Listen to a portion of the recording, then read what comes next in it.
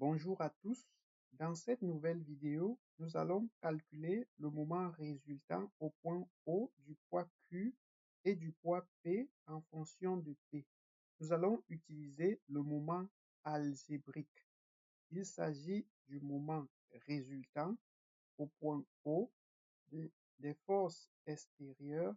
C'est bel et bien le moment résultant. C'est un moment algébrique. C'est égal à quoi?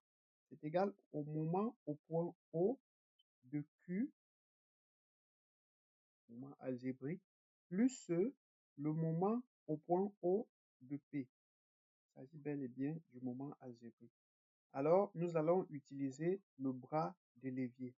Nous savons que pour calculer un moment algébrique, on a plus ou moins une distance qui passe par le point O et qui est perpendiculaire au support Q multiplié par la norme de Q.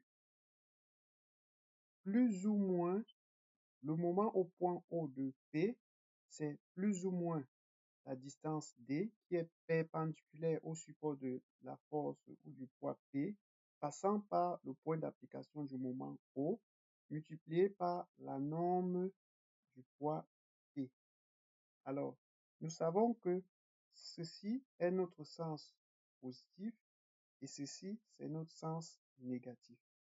Nous sommes là, nous sommes en train de vouloir calculer le moment en ce point. Alors, quelle est la distance partant de ce point et cette distance est parallèle au support de notre force Q. Voici bel et bien cette distance-là, parallèle, vous voyez par là, perpendiculaire à notre support, au support Q. Voilà cette distance-là.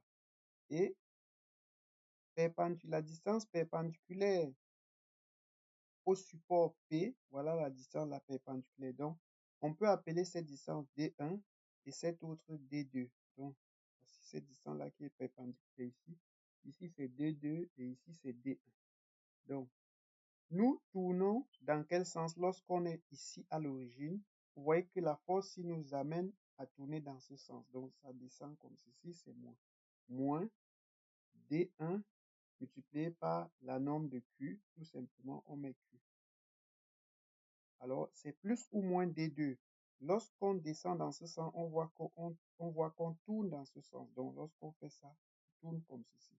Lorsqu'on se place ici à l'origine, la force ici nous entraîne comme ceci. Alors que lorsqu'on se place ici, la force ici nous entraîne dans ce sens. Donc, ça tourne comme ceci et ceci tourne dans ce sens. Donc, on aura plus D2 multiplié par P. La norme de P, c'est P.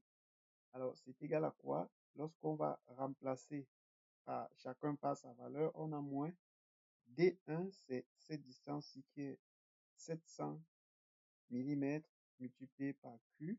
Q, on a la valeur de Q qui est 5 décanewtons, donc multiplié par 5, plus D2.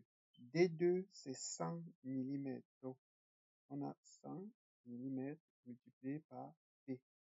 Alors, on aura quoi? Ceci fois ceci, ça nous donne moins 3500 plus 100 P. Voilà le moment résultant au point P en fonction de P. Il s'agit bel et bien du moment algébrique. C'est le moment algébrique. Donc, voilà ce moment algébrique en fonction de P. Alors, la deuxième question, c'est pour qui est équilibre.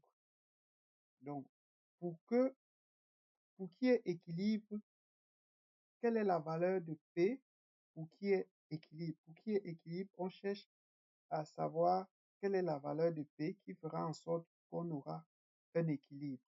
Alors, pour qui est équilibre,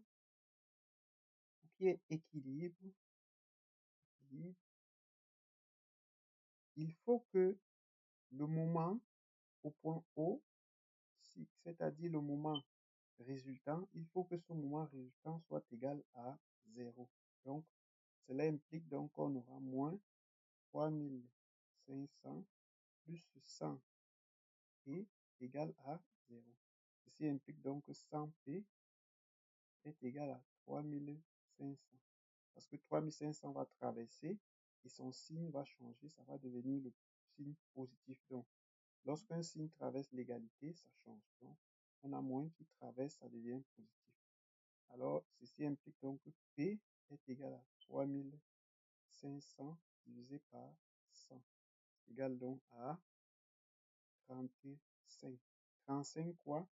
35 décanewtons parce que 5 petit q est en décanewtons, donc décanewtons. Ceci implique donc que P est égal à 35 décanewtons. Voilà la valeur de P pour qu'on ait équilibre. Si cette vidéo vous a plu, alors je vous invite à liker, à partager, à laisser des commentaires et à vous abonner surtout. Merci beaucoup et à très bientôt dans les prochaines vidéos. Bon succès!